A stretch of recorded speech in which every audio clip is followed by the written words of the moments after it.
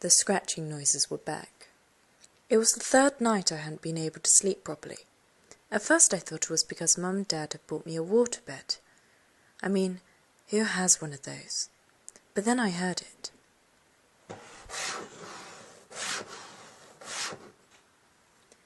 It wasn't high-pitched like fingers down a chalkboard.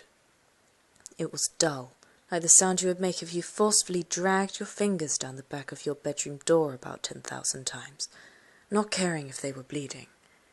Pretty spooky in the dark. Each night they woke me up at about 2 a.m. They were soft, but they repeated over and over until I got up and turned on the light. Then they would stop, and I would lie awake wondering what the hell it could have been. A possum, perhaps. We had had possums before. Dad used to feed one by the pool until it bit him and wouldn't let go. That was pretty funny. He was cursing and waving him around, but the little beggar wouldn't give. Dad ended up jumping in the pool and holding the possum underwater until it swam to the surface to breathe. But this didn't sound like possums. They tend to scuffle with each other and make louder noises, not soft noises like these, and not only when the lights were off and I was in bed. Even my little dog Jacko seemed put off by the noises. He normally slept at my doorway, half on the tiles and half on the carpet. He wasn't allowed on the carpet because of his fleas, but whenever I woke up, he was awake too, looking confused with his little head cocked to one side. This time I didn't go back to sleep. I just lay there with the light on until morning came. I was going to be in a bad mood all day. I finally got out of bed when I heard a noise in the kitchen. Even when I wasn't annoyed by scratching noises in the night, I tended to wake up before everyone else. It was both good and bad. Good because I had time to do the things I wanted to do, and bad because it could be pretty boring being awake in an empty house for 2 hours. I wandered down the hallway and into the kitchen. Dad was sitting at our oversized table eating toast and drinking tea, reading the newspaper. He did that every morning as far as I could tell. I made myself a bowl of cereal and sat down next to him. I like reading the comics, so I grabbed that bit of paper when Dad was refilling his tea. "Morning," said Dad, as he looked up from under his glasses. "John came up before. I've got some bad news." I was immediately worried what about the news might be. John Moose was my best friend Jolon's dad and lived 2 houses down from me. The bad news might be that they could be moving away, which would make me very unhappy. "Brandy's dead." I was shocked. Brandy was Jolon's dog, a lovely big lump of a thing that spent most of its life lying harmlessly in next-door neighbour's garden. "How?" I asked. "We're not sure, but he had bite marks all over him. We don't know what did it." "That's horrible," I said. "Yes, he was in his favourite spot. The mooses are burying him in the backyard today." I finished my cereal quietly and walked out the side of the house and up to the main street. I could see Jolon outside in front of his house, and I walked down to see him. "Mate," I said, "what's happened?" "He's gone," said Jolon. "He's dead. He's dead." Jolon looked forlorn. He had had Brandy since he was 3. I couldn't imagine Jacko being dead, let alone bitten to death while sleeping. "I'm sorry, mate," I said. Jolon looked up, eyes moist and blinking. "Yeah, something had a go at him all right. It wasn't just bite marks. Something was eating him. Chunks of flesh were missing all over. Even his insides are half gone. What would have done that? On Sabbath Street, of all places?" I don't know. We both just looked at each other. That night the scratches were back again. I slept badly, anticipating them, and sure enough, at around 2 a.m, there they were, soft and spine-tingling in the darkness.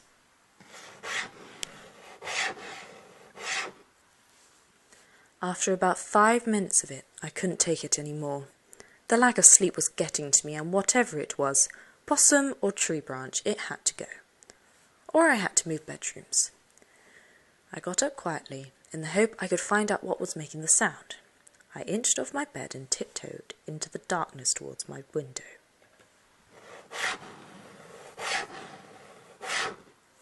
I shivered. It really did sound like someone scratching the wall with their bare bloodied fingers. But why did they keep doing it, over and over and over? It didn't make sense. I peered out of the window, no tree branches or possums to be seen.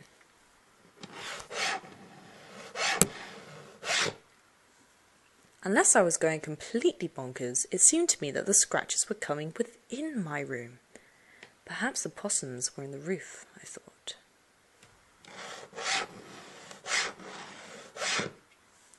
I followed the sounds as though I was in a game of Marco Polo. I might as well have had my eyes shut, it was that dark in my room. The scratching sound seemed to be coming from the cupboard where I kept my clothes. I mean, what the hell? What was this? A bad kids' movie? It was probably a possum, or perhaps even rats locked in there. I would probably find a nest made out of old newspapers and have to clean up the rat poo. By now Jacko joined me, cautiously staring at the cupboard. I didn't mind that he was on the carpet, not that I was scared or anything.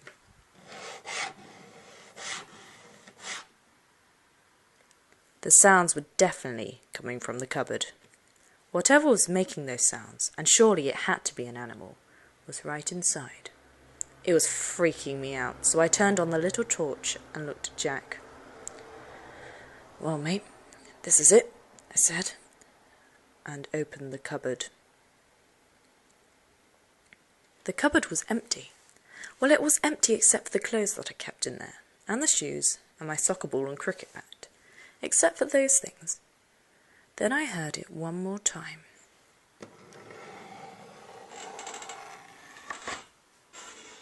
It teetered off softly, and then there was nothing. I looked around with my torch, and I couldn't see any rats or mice or possums or anything that could be making the noise. And yet it had come from my cupboard. It must be in the walls, I thought. Living in the walls. I pulled my clothes out and threw them on the floor. It occurred to me that Mum wouldn't be pleased, but I kept going, throwing the rest of my gear onto the floor until my cupboard was down to empty shelves. I fiddled with one shelf until I worked out how to unclip it. I threw it onto the floor too, along with the other 5 shelves. It was just me and the empty cupboard now. I ran my fingers down the wall.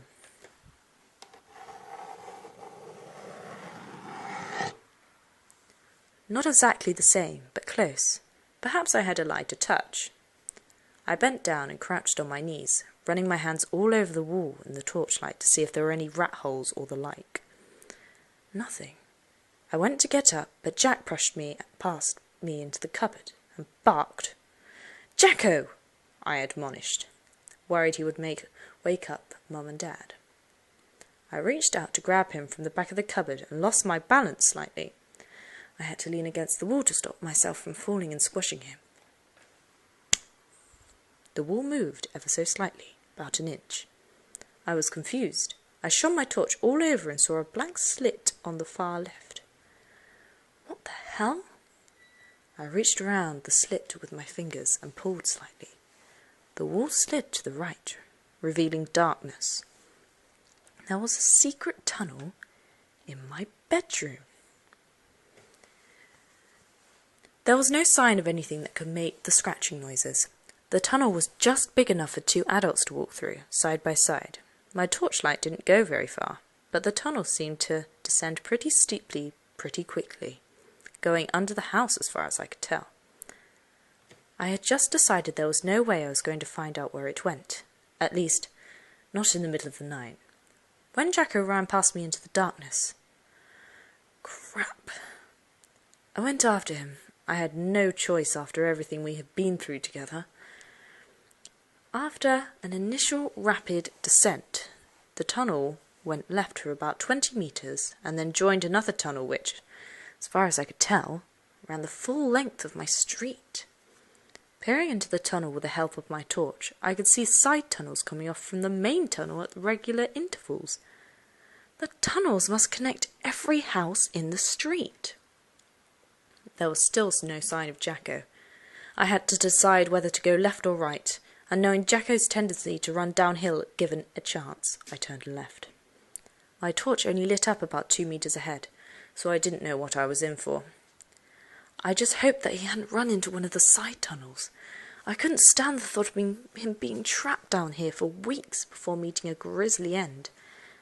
"Jack," I whispered. "Jacko!" I wasn't sure why I was whispering, but to be honest, I was still freaked out. So maybe they had something to do with it. It had occurred to me that I could end up the one lost in here for weeks, and all of the side tunnels did look the same. Taking a tip from Hansel and Gretel, I retraced my steps and dropped my watch in the middle of the path next to my side tunnel. It was no breadcrumb trail, but at least I know when to turn right. I headed off back down the hill. After a minute or so, I came across Jacko. He was in the middle of the path staring up at a tunnel. "What's up, mate?" I asked softly, pleased to see him. Jack didn't reply, but his little tail did start wagging back and forth quickly, which told me he was pleased to see me. He kept his eyes fixed firmly on the side tunnel. "Come on, mate," I said. "Time to go home." Jack turned to look at me. He seemed agitated and in no mood to follow. It was then I heard it again.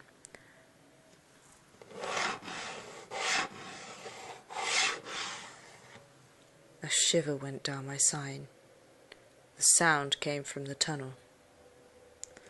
I thought for a moment, and as far as I could tell, this tunnel would lead to Moose's house.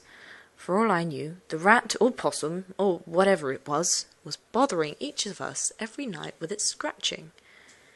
It was strange that Jolon hadn't mentioned it. Perhaps he was too upset about Brandy. What had happened to Brandy anyway?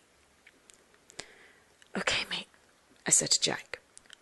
"We've come this far. We'd better see what sort of night creature's making this creepy sound. Perhaps we can catch it." And with that I crept down the tunnel, slowly, as I knew it would be short.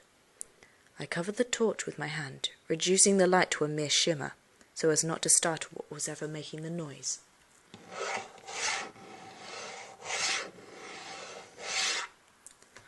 I turned the last corner in the tunnel and shone my dim light towards the end.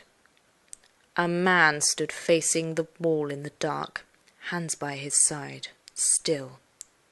Fear gripped my body. His clothes were practically falling apart, and he stank, like all the stinks in the world had decided to call this guy home.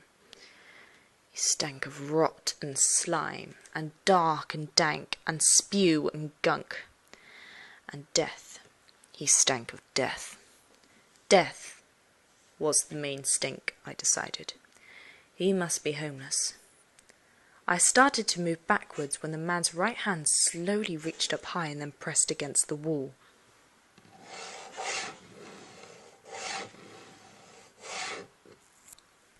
Another chill went through my body. There was something wrong with the back of the man's hand. It was, well, rotting. Flesh was peeling off, and it was black in places like it was frostbitten. From what I could tell, his fingers didn't look so good either. I wasn't sure if they were all there. But they left a bloody trail on the wall as he scratched. I was really freaked out now. Petrified. I had to get out of there before this guy did, who was clearly homeless and on drugs, spotted me. He probably killed Brandy with his teeth. That's when Jacko barked. Now, Jacko and I are normally the best of mates and go out of our way to look after each other. But at that moment, I didn't really think he had my best interest at heart. Perhaps the shock of seeing this guy had defeated his usual good sense. It didn't really matter why. The man's hand dropped to one side and he moaned. He moaned! What sort of man moans? It was awful, slow and deep and terrifying. I was so scared I couldn't move. Literally, I was frozen, listening to a moan that could have come from someone dying of the plague. And then he turned around, slowly, and looked at me. His face was a nightmare. One eye was deflated and half oozing out of his skull. Bits of his face were missing, as though they had rotted and fallen off. One of his lips were gone, and I could see his teeth, which were brown and yellow and crumbling. There were also chunks missing from his filthy hair, as though his whole head was decomposing while he was still alive. How could this guy be still alive? Was he? I didn't want to find out, but I still couldn't move. I was stuck. He put out both of his hands towards me and continued moaning. He was only about 2 meters away. One foot shuffled out in front, and then the other. He walked awkwardly, as though he didn't really know how to, or had lost his balance. He moved slowly, but if I didn't work out how to break my terror lock, then he was going to wrap those putrid hands around me in about 10 seconds. 7 seconds. 5 seconds. Now it was me moaning. 3 seconds. Then, like a bullet out of the gun, Jacko was off. Snarling, and using legs only 3 inches long, he ran straight towards the hideous creature. Using the only attack method at his disposal, he bit hard into the man's ankles and started shaking his head back and forth. The man paused and looked down at Jacko, thrashing at his feet as though a fly had landed on him. Jack thrashed even harder, and I could see the man's skin tearing as he did so. The man moaned some more and reached down with his disgusting hands towards my little friend. The threat to Jack seemed to give me strength. I swung my arms towards his bent head and I connected with a dull thud. I could feel his flesh give way beneath my fist. He swiveled to one side before slipping to his left. Jacko, who was to his right, was flung off and landed roughly near a wall. The creature's foot had detached and was planted firmly in Jacko's mouth.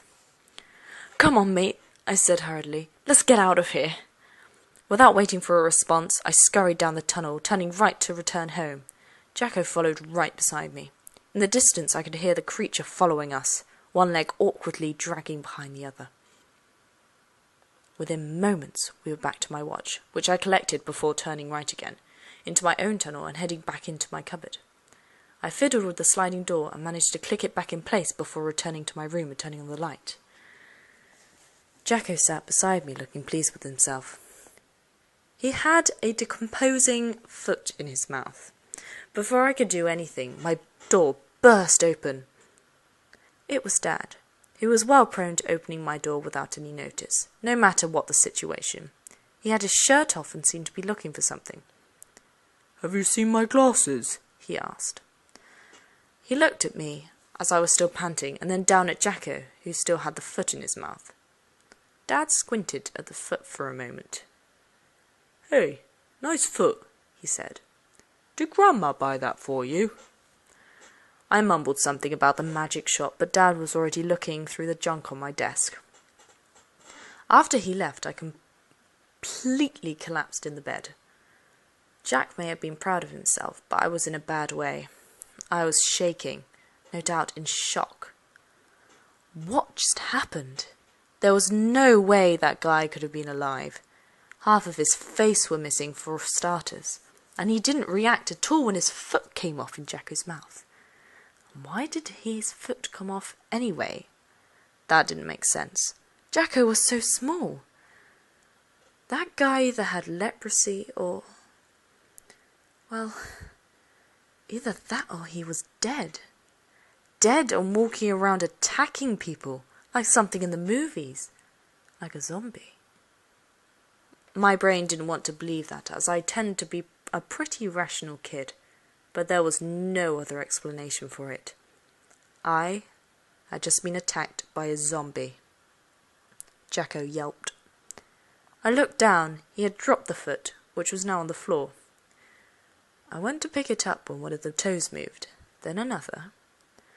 The dead foot was still alive, so to speak. It started inching its way towards Jacko, toe length by toe length. It would have been comical if it wasn't so disgusting. What was it going to do if it made its way to my dog? Tickle it? I put the basket over the foot, which trapped it for the time being. I was exhausted. I lay back on the bed and thought for a moment. What did I know about zombies? Very little. The movie said you had to smash their brains to kill them, and if they bit you, then you could turn into a zombie yourself. Whether or not that was true was anyone's guess. All I knew was that I was tired, had been attacked by a zombie, and hadn't slept in 4 nights. It was time for some catch-up. I woke and licked my lips. They were dry and I was thirsty. I looked down and saw that Jacko was asleep on the carpet. My bin was knocked over next to him. My bin! I sat up upright quickly, and my head hurt. Perhaps I was sick. Did I really have a fight with a zombie last night? It seemed unlikely. I hopped out of bed. My clothes and the shelves were still all over the floor, so at least I hadn't dreamed that bit. I took a look in my cupboard, which didn't seem half as scary in daylight. Not scary at all, in fact. Pretty confident I was being foolish. I pressed against the back of my cupboard wall. It clicked open, and I pulled it aside to reveal the tunnel, still as dark as I remembered. Jacko was awake too, and I picked him up. He smelled of cabbages and rotting fish. It was real. It all happened. I quickly closed up the tunnel door and shut my cupboard. I rammed a chair up against it so it couldn't be opened from the inside. At least, not easily. Head spinning, I walked with stinking Jacko under my arms down the hallway to the kitchen, where Mum and Dad were eating breakfast. "Hi, Davy," said Mum. "Have a good sleep?" "We were a bit worried about you," said Dad.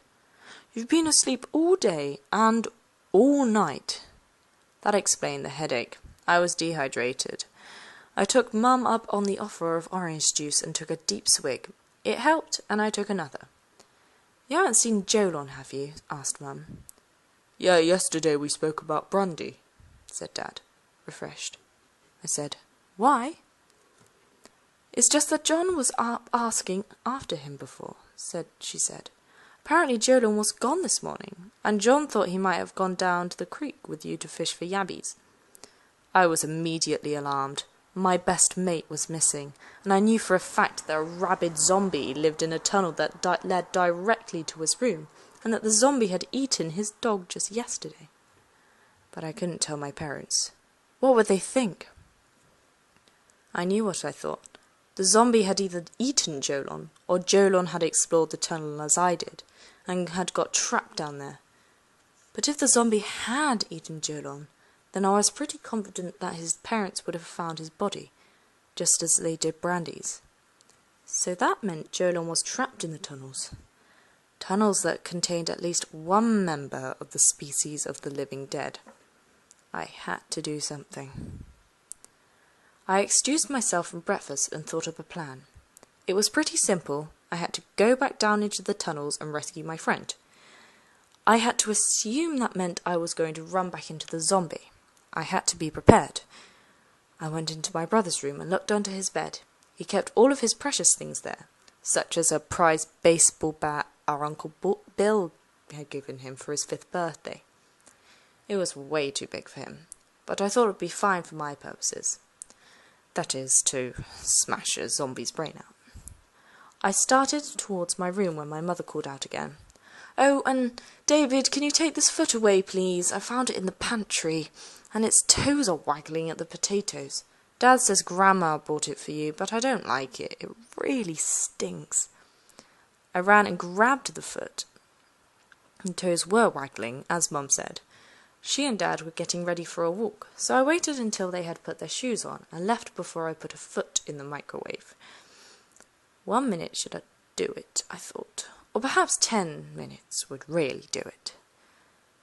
The microwave started and the foot went round and round. The toes waggled and then waggled some more. Soon they were waggling furiously. But what else could they do, I thought. They couldn't die, as they were already dead, so I guess they would keep waggling, at least until the foot exploded at the 6-minute mark. The toes weren't waggling then. By 10 minutes they were just charred chunks of flesh.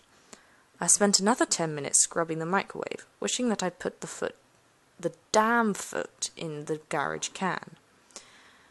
If Mum caught a whiff of exploded zombie foot in her oven, she would kill me. I used some extra disinfectant at the end just to be sure, and made a mental note to never again eat the microwave frozen vegetables for dinner. Finally, I grabbed my bat and my own secret weapon, a slingshot, and some ball earrings, along with a ball of string and a head torch Dad used when carving. I tucked my slingshot in my pants and headed back into the tunnel to look for my friend. I started out of my tunnel again. I was scared, of course, and cautious. I tied the end of the string to my bed and let it dangle out behind me so that when the time came, I would be able to find my way home in the dark. The head torch wasn't bad, but I could see a bit farther than I could last time. There was no sign of Jolon or the zombie. I didn't know which way to go, but I assumed that he would have gone downhill as I had. So I made my way past his house, Jacko trailing behind me. He seemed a little less confident than he had been when he put a foot assault. I kept going for about 3 minutes, which is a long time in a dark tunnel. At that point I came to a T-junction where I had to choose left or front. I stopped and listened. There was no scratching or moaning to be heard. "Jolon," I whispered, too scared to speak any louder. "Jolon, are you down there, mate?" There was no reply. But, ever so faintly, I could hear water trickling towards the right. I figured that would be the way he would head, if only to get a drink after a night in the tunnels. I headed in that direction, which tended to go farther into the ground. A couple of minutes and several twists and turns later I came into an enlarged cavern. I looked around the rocks and the roof sparkled in the light on my head and the torch. The path was surrounded by streams of black water, some of which had rock growths that reached all the way to the ceiling. I saw something lying next to the pond on the other side of the cavern. I crept closer and hid behind some rocks. Whatever it was, it dragged itself over to the creek edge and cupped some water in its hands before drinking deeply. I took a guess a zombie wouldn't do anything like that and called out, "Jolon!" The shape looked up and my torch fell directly onto it. "David?" It was Jolon, but he didn't look to be in good shape. He looked tired and drained, and his eyes were bloodshot. I hurried over to my friend and touched his shoulder. "Mate, are you all right? What happened?" Jolon explained how he had to be awake night after night by the scratching, and he had too explored the tunnel. What else was a curious boy to do, after all? "I just explored and explored. I wasn't scared at all. But then my torch stopped working, and I got lost, and then someone attacked me." "Attacked you?" I said. "Are you okay?" The bastard bit me, of all things, and he was really slow, and I was able to run away. I followed the water sound and ended up here a few hours ago. I don't feel well, though. I'm really thirsty. I didn't know how to tell him he was attacked by the living dead. It just didn't make sense, even to me. I knew it was true. So did Jacko, who was pleased to see Jolon as well. "Come on, mate. Let's get you home." I helped him up and he winced. "This is where the bastard got me," Jolon said, pulling up his sleeve. I gasped at the sight of it. A mouth-sized chunk of flesh was missing from his arm. Strangely, it wasn't bleeding. Instead, it seemed to be festering as though already infected. "It's nothing, mate. Here, let me help you," I said as I started walking him out of the cavern. It was then we heard the moan. It was the same moan as before, quiet and awful. But this time it reverberated throughout the cavern, as though a choir of zombies were taunting me.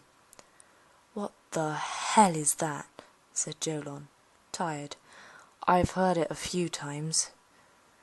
"Don't worry about it, mate," I said. "Everything's going to be fine. Let's just follow the string, and we'll be home in a jiffy, and get you some help." I couldn't tell where the moan was coming from. with the reverberations it seemed to be coming from everywhere. We shuffled along together, me supporting his weight as we followed the string. We took one turn, then another, until I would have felt quite lost for if it wasn't the string. All the time the moaning continued, until it seemed to be even closer. Finally we took a turn, and I really didn't recognise at all. And there, sitting at the floor, was the revolting zombie, with the string coming out of his mouth. He was eating it, and it had led us right to him. "Arrgh!" he moaned. Some more at the sight of us and attempted to get up, despite his missing foot. "What the hell?" screamed John. "What is it?" "It's what bit you, mate," I said. "It's either a crazy guy or on drugs or a zombie. I think it's a zombie or something like that.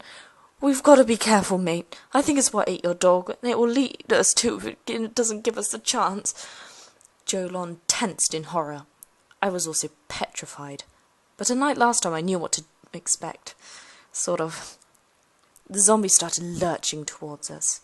Given Jolon's state, there wasn't really much point in running, as I wasn't about to leave a mate behind. The zombie was about 10 meters away and closing. We had to come up with a plan. I let Jolon slump to the ground and pulled out my slingshot. I took out a handful of ball bearings from my pocket and loaded them into the pouch. I pulled back the rubber strap and let rip at the lumbering horror that approached. At that range, the ball bearings had no choice but to hit their mark, and with some force. One tore into the creature's cheek and another tore into his throat. A third took out his eye, which meant, to me at least, that he should be blind, as a bad eye surely wasn't good for anything about except for drooping down his cheek. The creature moaned some more, but didn't otherwise seem to put out by his lack of sight. He kept coming at us, arms outstretched. "Come on, mate," I whispered. "This is our chance. We need to slip by him." I lifted Jolon again by the arm and moved him to the far right of the tunnel, away from the zombie's approach. The zombie kept going in a straight line, so the plan seemed to be working. We inched our way down the tunnel wall, getting closer and closer to the zombie. Jacko followed behind us reluctantly. My heart raced faster and faster as the zombie approached. It seemed like time slowed, but eventually he was right next to us, on the left side of the tunnel as we huddled onto the right. The zombie chose just that moment to let out a particularly gruesome moan. Jolon, who still seemed to be in shock, hadn't had time to process the horror of what was happening, groaned in return. It sounded limp and pathetic compared to the voice of the undead, but it was loud enough to get to the zombie's attention. The creature swerved to the right, arms outstretched. I dropped Jolon again to the ground and brought up my own arms to ward the zombie off. His bloody fingers wrapped around my left arm and slowly pulled me closer to him. I shot my right arm out into his chest to stop him. We stood in this slow embrace for a moment before his teeth started chomping.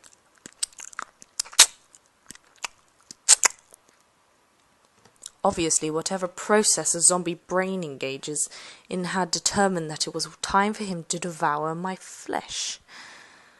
He pulled me harder and harder. Clearly zombies were strong because I was having trouble keeping him away. In fact, there was no doubt he was stronger than me because I seemed to be getting drawn closer and closer. Jacko was growling and gnawing at the zombie's bloody leg stump, and that didn't seem to faze him in the slightest. I was now only 5 inches away from the zombie's face. As his lips were half missing, I could see exactly what I was heading towards. He didn't seem to be taking a breath as such, but up this close the stench of death made me weaker. I was only 3 inches away from the zombie's chomping teeth now. They were crumbling and rancid, but could clearly tear some flesh. I was coming to my end. By this stage my face was right next to his mouth. I closed my eyes and hoped it would be quick. "Ah!" cried Jolon as he leapt off the floor and smashed down a giant rock on the zombie's head. It crushed his skull and the chomping stopped.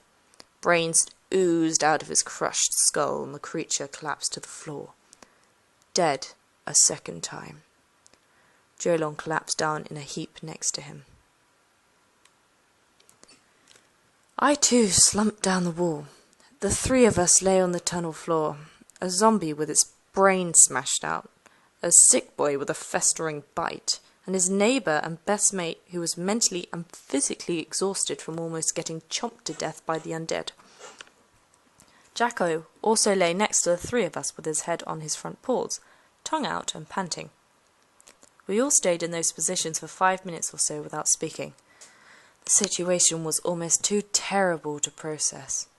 I got up off the floor when a little of my strength returned. I moved over to Jolon, who was still slumped where he had fallen on his rock attack. "Jolon," I said, "it's over. We've done it. The creature is dead. You killed it." Jolon's eyes opened, but he didn't seem to see me. "I don't feel so good," he whispered. "Come on, mate. I'll help you." I tried to pick him up, but he was a dead weight. His eyes were closed again. "Jolon?" Jolon's eyes opened slowly, just a little. "Sorry, mate." His eyes closed altogether, and he was still. He was dead! My best mate was dead! Killed by a zombie in a tunnel, under his street. My heart broke. I had never felt like this before. I clutched my childhood friend close and sobbed at his loss, and mine. I knew I had to get up, though. I had seen too many movies. I picked up my baseball bat and waited. I waited for 5 minutes, and then 10, and then 5 more, watching my friend the whole time. Eventually it happened. His eyes flicked open. They were cloudy, but still fixated on me. A low, guttural moan came from his mouth, and he sat up. His teeth started chomping as I swung the bat. It smashed into his jaw, and his neck snapped to one side. My second blow was to his skull. Jolon would not have wanted to remain zombie. Eventually, I found my way home. My torchlight was almost exhausted by the time I got there. The zombie had eaten my string, so it hadn't been easy. I felt tired and sick to my stomach beyond words. In my own mind, I had aged about 5 years, which was a lot to me. It was almost night time. I found some boards down the side of my house, as well as some nails and Granddad's old hammer.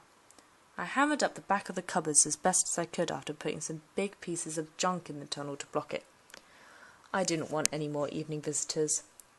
I crawled into my bed with Jacko and slept.